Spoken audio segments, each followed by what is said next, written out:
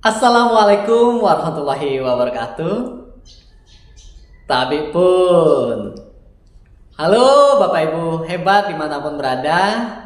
Perkenalkan, saya Willy Anggrian, guru IPA di SMP Negeri 1 Banjaragung, Kabupaten Tulang Bawang, Lampung. Bapak Ibu, di sini izin ya, saya akan berbagi praktek baik saya mengenai pembelajaran diferensiasi pada materi klasifikasi makhluk hidup. Nah, bagaimana pengalaman saya dalam menerapkan pembelajaran diferensiasi di kelas saya? Silakan saksikan pada tayangan berikut ini.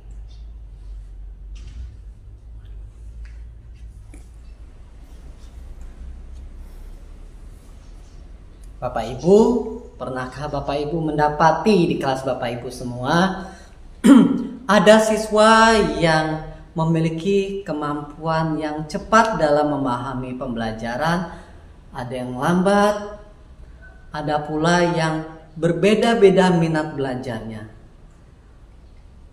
Kemudian Bapak Ibu pernahkah mendapati perbedaan latar belakang siswa Bapak Ibu, misalnya dari perekonomian ya, dari tingkat ekonomi orang tuanya, bagaimana profil belajar siswanya, preferensi belajar siswanya.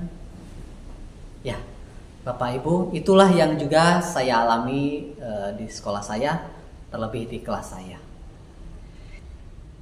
Ketika saya masuk ya pertama di kelas saya mendapati hal-hal tadi. Ketika saya mendiagnosis awal, saya ambil data-data mereka, ternyata saya dapati siswa-siswa saya itu dari berbagai macam latar belakang. Dari keadaan ekonomi yang beragam, mohon maaf, cenderung dari menurut saya ya, dari pekerjaan dan dari apa yang saya dapati perekonomiannya bisa dikatakan dari menengah ke bawah. Kemudian saya dapati preferensi belajar siswa saya ternyata beragam Bapak Ibu. Ada siswa yang mudah memahami dengan menggunakan cara yang satu, tapi siswa yang lain kesulitan memahami cara yang sama. Ada pula siswa yang memiliki minat belajar yang berbeda Bapak Ibu. Ada siswa yang dia ini minat belajarnya misalnya di bidang olahraga. Ada yang minat belajarnya di bagian berhitung. Ada yang minat belajarnya kuatnya di bagian menghafal. Ada pula preferensinya yang lebih suka belajarnya itu mandiri. Ada juga yang sukanya belajarnya malah berkelompok. Perbedaan-perbedaan itu tadi Bapak Ibu yang juga ya saya dapati dan mungkin di tempat Bapak Ibu juga dapatkan ya. Dan itulah yang harus saya penuhi sebagai guru. Kebutuhan-kebutuhan mereka tadi yang harus saya penuhi Bapak Ibu. Saya tidak bisa terlalu fokus dengan siswa dengan pembelajaran yang dominan, sisi lain siswa yang lain akan tertinggal. Di sanalah fungsi saya, tugas saya meracik, memfasilitasi pembelajaran supaya kebutuhan belajar mereka bisa terpenuhi seutuhnya. Ya, misalnya saja Bapak Ibu ketika kita memfasilitasi pembelajaran pada materi klasifikasi makhluk hidup, kita ketahui bersama bahwa pada materi ini Bapak Ibu banyak sekali istilah-istilah yang baru bagi siswa-siswa kita yang harusnya mereka bisa pahami ya. Perbedaan istilah, bagaimana mengelompokkan, bagaimana mereka mengurutkannya, itu saya yakin tidak mudah untuk beberapa siswa. Bisa jadi ada siswa yang cepat menghafal, tapi yang di lain sisi ada siswa-siswa yang sulitan menghafal. Bagaimana supaya pembelajaran bisa dipahami oleh siswa kita, substansi yang mereka pahami, ketercapaian tujuan pembelajarannya didapatkan, tetapi siswa bisa tetap enjoy, termotivasi dalam belajar. Inilah yang saya lakukan Bapak Ibu. Saya menyusun pembelajaran dengan khususnya untuk memenuhi kebutuhan belajar mereka yang berbeda-beda. Tentu saja saya tidak melakukan mengelompokkan siswa yang ini harus saya fasilitasi seperti ini, yang lain harus seperti apa. Tetapi saya memberikan mereka berbagai macam variasi dalam pembelajaran.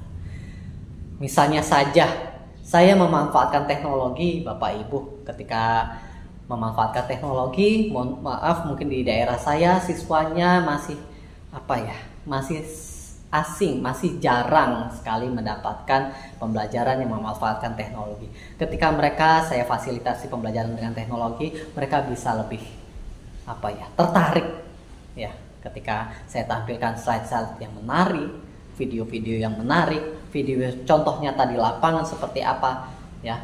Kemudian saya juga variasikan pembelajarannya dengan mereka berkelompok, sesekali mereka berkelompok Bapak Ibu. Kemudian mereka juga melakukan role playing Bapak Ibu ya. Jadi mereka memerankan sebagai siapa, sebagai kingdom apa dalam klasifikasi makhluk hidup misalnya. Mereka di level mana, kemudian bagaimana mereka menyusun mana yang seharusnya. Kemudian mereka juga saya juga variasikan dengan saya bagikan kartu ya, kartu hewan atau tumbuhan yang di sana isinya klasifikasi makhluk hidup.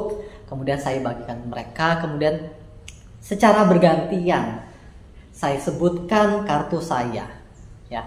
Kemudian bagi siswa yang memegang paling dekat dengan saya, kartu saya, spesies saya, maka mereka akan semakin dekat dengan saya. Bagi yang jauh dengan saya, mereka akan posisinya jauh. Mereka akan menyadari, oh ternyata untuk klasifikasi makhluk hidup ya, itu ada tingkatannya. Semakin mirip cirinya, maka kekerabatannya akan semakin dekat.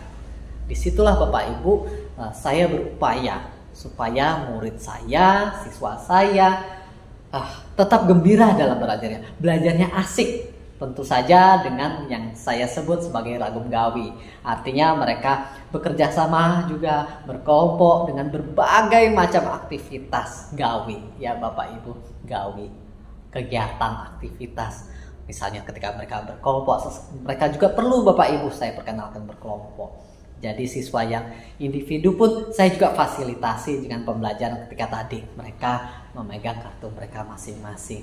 Sesekali saya juga lakukan pembelajarannya di ruang saya, misalnya sepertinya di lab. Sesekali saya juga ajak mereka keluar Bapak Ibu. Ketika mereka melihat langsung, mengklasifikasikannya langsung benda-benda yang ada di sekitar halaman lingkungan sekolah. Saya manfaatkan itu Bapak Ibu. Bagaimana mereka melihat, mengkaji, kemudian bagaimana mereka mempresentasikan. Nah itu menurut saya itulah bagaimana cara saya memfasilitasi kebutuhan belajar mereka supaya mereka tetap asik dalam belajar dan tentunya mereka dapat memahami pembelajaran saya dan tujuan pembelajaran yang saya harapkan bisa tercapai. Ya, Bapak Ibu tadi sudah menyaksikan bagaimana saya melakukan pembelajaran diferensiasi yang saya beri judul pembelajaran asik dengan ragam gawi pada materi klasifikasi makhluk hidup. Mudah-mudahan dari sesi berbagi saya dapat Bapak Ibu pahami. Jika ada yang salah saya mohon maaf dan saya terbuka sekali untuk Bapak Ibu berikan umpan balik dan saya berharap masukan dari Bapak Ibu semua. Terima kasih banyak sudah menyaksikan video ini. Terima kasih untuk Bapak Ibu semua. Guru bergerak, Indonesia maju. Saya akhiri. Wabillahi taufiq wal hidayah. Assalamualaikum warahmatullahi wabarakatuh. Dadah Bapak Ibu. Silakan. Perkenalkan, nama saya Dwi Lela Sari. Saya Zahra Suci Rahmadanisa dari kelas 7E. Belajar sama Pak Willy itu menyenangkan, seru, kayak asik aja gitu ya. Pak Willy itu merupakan salah satu guru yang kreatif, kemudian memperkuat ilmu dengan kawan-kawan sama guru di SMP ini.